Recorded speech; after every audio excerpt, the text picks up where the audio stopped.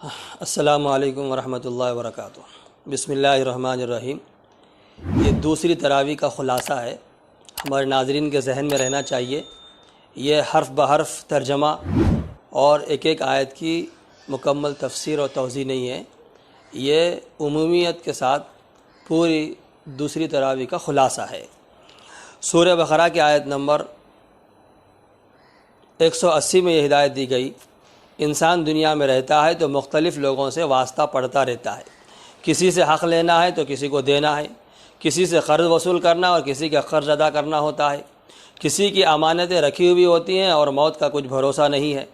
اس لیے ہم کو یہ ہدایت کی گئی کہ وصیت ہر وقت لکھی ہوئی تیار رہنی چاہیے، جس کا جو حق یا قرض یا امانتیں ہیں یا دینی فرائض اور واجبات ہیں جن کی ادائیگی ضروری ہے، تو ان سب باتوں کو وصیت کے طور پر لکھ لینا چاہیے، اگر اچانک موت آ جائے تو وارثین ان کو ادا کر سکے۔ سورہ بقرہ کی آیت نمبر 183 میں اللہ تعالیٰ نے فرمایا، اے ایمان والو، تم پر رمضان کے روزے فرض کیے گئے تاکہ تم متقی بن سکو۔ صبح صادق سے غروب آفتاب تک کھانے پینے اور بیوی کے ساتھ صحبت سے بچنے کا نام روزہ ہے۔ روزہ پچھلی امتوں پر بھی فرض رہا ہے۔ روزہ اسلام کے 5 بنیادی ارکان میں سے ایک رکن ہے، اس کی فرضیت پر ایمان لانا ضروری ہے۔ روزہ رکھنے سے انسان کو تقویٰ اور پرہیزگاری کی صفت حاصل ہوتی ہے۔ یہ روزہ جہاں انسان کی روحانی ترقی کا ذریعہ ہے، وہیں جسمانی صحت و قوت کا سبب بھی ہے۔ اللہ تعالی ہم سب کو رمضان المبارک کے روزے رکھنے کی توفیق عطا فرمائے۔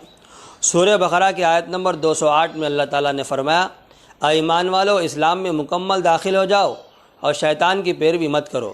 اللہ تعالیٰ فرماتے ہیں کہ اے ایمان والو، اسلام میں پورے داخل ہو جاؤ۔ اسلام میں مکمل طور پر داخل ہونے کا ایک مطلب تو یہ ہے کہ بدن کے ظاہری حصوں اور دل و دماغ سب کو اسلام کے تابع کر دو۔ ایسا نہ ہو کہ ہاتھ پیر اور ظاہری اعضاء سے تو اسلامی احکام کو ادا کر رہے ہوں لیکن دل اس پر مطمئن نہ ہو، یا دل سے تو مطمئن ہیں مگر ہاتھ پیر اور ظاہری اعضاء کا عمل اسلامی تعلیمات کے خلاف ہے۔ دوسرا مطلب یہ ہے کہ اسلام کے تمام احکام کو مانو اور اس پر عمل کرو۔ اللہ تعالی ہمیں پورے اسلام پر عمل کرنے کی توفیق عطا فرمائے۔ سورہ بقرہ کی آیت نمبر 212 میں یہ پیغام دیا گیا، متقی اور پرہیزگار لوگ ہی قیامت میں بلند رتبے والے ہوں گے۔ اللہ تعالیٰ نے اسلام کی صداقت و سچائی اور ہدایت کی راہوں کو روشن کر دیا ہے، مگر دنیا پرست لوگ اس کو قبول نہیں کرتے، کیونکہ مال و دولت کی کثرت، موٹر کار، عالیشان بنگلوں اور دنیا کی چمک دمک نے حق سے ہٹا کر ان کو اپنی طرف کھینچ لیا ہے۔ وہ اسی کو انسان کی کامیاب زندگی اور ترقی کا آخری درجہ سمجھتے ہیں۔ اس غلط معیار کی وجہ سے وہ اللہ کے نیک اور صالح بندوں کو حقیر و ذلیل سمجھتے ہیں، حالانکہ قیامت کے دن اللہ کے یہ مقبول بندے رتبے میں ان سے کہیں بلند اور جنت میں عیش و عشرت کی زندگی کے مالک ہوں گے۔ سورہ بقرہ کی آیت نمبر 222 میں یہ بتایا گیا، شریعت اسلام میں ماہواری کے دنوں اور حیض کی حالت میں عورتوں سے صحبت یعنی جسمانی تعلق قائم کرنے سے منع کیا گیا۔ اس کے علاوہ ان دنوں میں عورتوں کے ساتھ کھانے پینے، بات چیت کرنے، اٹھنے بیٹھنے اور ملنے جلنے کی اسلام نے اجازت دی ہے۔ دیگر مذاہب کے مقابلے میں یہ اسلام ہی کی خوبی اور کمال ہے۔ سورہ بقرہ کی آیت نمبر 224 میں یہ درس دیا گیا، کسی مسلمان کے لیے یہ بات مناسب نہیں کہ نیک کام نہ کرنے کی قسم کھائے۔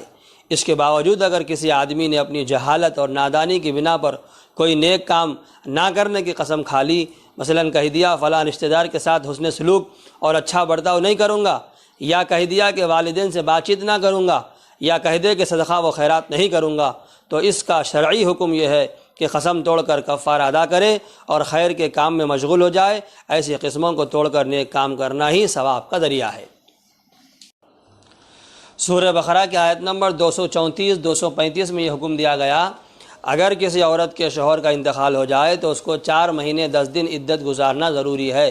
4 مہینے 10 دن تک وہ عورت سوگ منائے، یعنی خوشبو اور مہندی استعمال نہ کرے اور نہ بناؤ سنگار کرے، اور اس مدت میں نہ کسی جگہ نکاح کرے اور نہ صاف لفظوں میں اس عورت کے پاس نکاح کا پیغام بھیجا جائے۔ البتہ عدت گزرنے پر شرعی طریقے سے اسے نکاح کرنے کا اختیار حاصل ہے۔ سورہ بقرہ کی آیت نمبر 238 میں یہ اہم ہدایت دی گئی، نمازوں کی پابندی کا حکم دیا گیا۔ نماز کی پابندی کے 3 درجے ہیں۔ پہلا درجہ، تمام فرائض واجبات کی ادائیگی کے ساتھ وقت پر نماز پڑھی جائے۔ دوسرا درجہ، نمازی کا جسم ہر طرح پاک و صاف ہو، دل میں عاجزی ہو، انکساری ہو، سنتوں اور مستحبات کو ادا کرنے کا پورا خیال ہو۔ تیسرا درجہ یہ ہے، یہ سمجھ کر نماز پڑھی جائے کہ نمازی اللہ تعالیٰ کو دیکھ رہا ہے، یا پھر کم از کم دل میں یہ خیال جمائے کہ اللہ تعالیٰ اس کو دیکھ رہا ہے۔ سورہ بقرہ کی آیت نمبر 243 کے ذریعے حکم دیا گیا، تقدیر الہی کے مقابلے میں انسان کی کوئی تدبیر فائدہ نہیں دے سکتی۔ اسی وجہ سے ایمان والوں کو یہ تعلیم دی گئی ہے کہ اگر کسی علاقے میں کوئی بیماری پھیل جائے تو جان بچانے کے لیے وہاں سے بھاگ کر دوسری جگہ جانا جائز نہیں۔ اسی طرح دوسری جگہ کے لوگوں کا وہاں جانا بھی درست نہیں۔ بنی اسرائیل کی ایک جماعت ہزاروں کی تعداد میں شہر میں بیماری کے پھیل جانے کی وجہ سے بھاگ رہی تھی۔ اللہ تعالیٰ نے ایسے علاقے میں ان کو موت دی جہاں کوئی بیماری نہیں تھی۔ سورہ بقرہ کی آیت نمبر 255 میں یہ اہم سبق دیا گیا۔ آیت الکرسی قرآن کریم کی سب سے عظیم آیت ہے۔ احادیث میں اس آیت کی بڑی فضیلت آئی ہے۔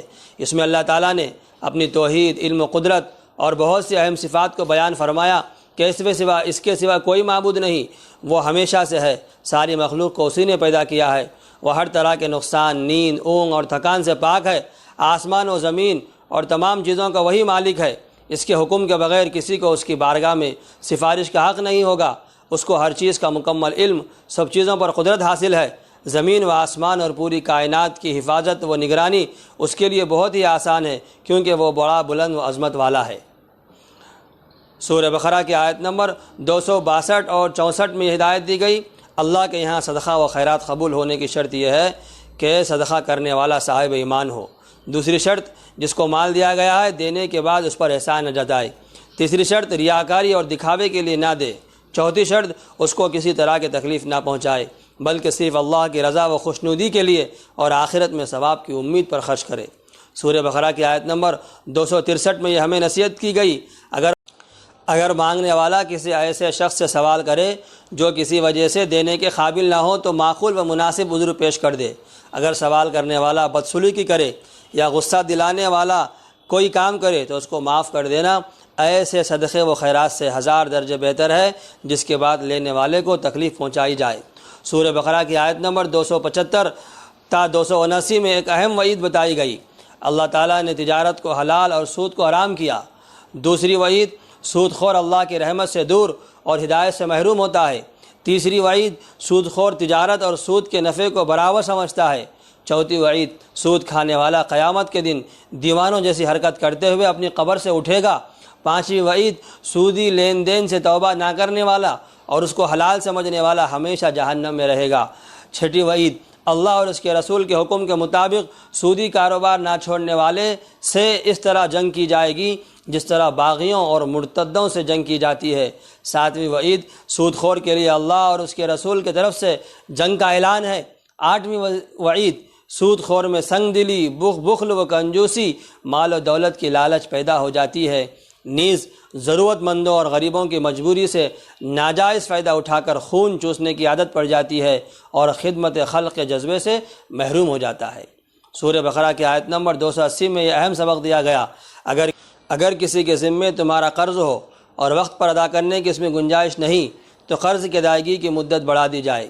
جیسے اگر کسی نے 6 ماہ کے لیے قرض لیا تھا اور 6 ماہ کی مدت پوری ہونے پر بھی وہ بہت کوشش کے باوجود ادا نہیں کر سکا تو سہولت کے اعتبار سے مزید 2 مہینے کی مہلت دے دیجیے، اور اگر قرض بالکل ہی معاف کر دیں تو یہ مدت بڑھا دینے سے بھی زیادہ بہتر ہے۔ سورہ بقرہ کی آیت نمبر 282 کے ذریعے اہم ہدایت دی گئی۔ ادھار معاملات میں اکثر لڑائی جھگڑے ہوتے رہتے ہیں، اس لیے قرآن کریم نے ان جھگڑوں کے ختم کرنے کا آسان طریقہ یہ بتایا کہ قرض کی رقم کی مقدار اور مدت دونوں لکھ لو، اور اگر معاملہ کرنے والے لکھنا نہ جانتے ہوں تو قرض دار کی ذمہ داری ہے کہ لین دین کے معاملے کو کسی امانت دار کاتب سے 2 گواہوں کی موجودگی میں لکھوا لے تاکہ ضرورت پڑنے پر وہ دونوں اس معاملے کی گواہی دے سکیں۔ قرآن کے اس حکم پر عمل کرنے سے انشاءاللہ لین دین میں کسی قسم کا اختلاف نہیں ہوگا۔ اللہ تعالیٰ سے دعا ہے اللہ تعالیٰ ہم تمام کو قرآن کی تلاوت بھی کرنے اور اس کو سمجھنے اور اس کے پیغام کو آگے بڑھانے اور اس کی نصیحتوں پر عمل کرنے اور اس کے مکمل حقوق ادا کرنے کی ہم سب کو توفیق نصیب فرمائے، اور اس مبارک مہینے کی ساعتوں سے، لمحات سے صحیح استفادہ کرنے اور رمضان کی صحیح قدردانی کرنے اور اس کے بھی حقوق ادا کرنے کی توفیق نصیب فرمائے۔ آمین و آخر دعوانا الحمدللہ رب العالمین۔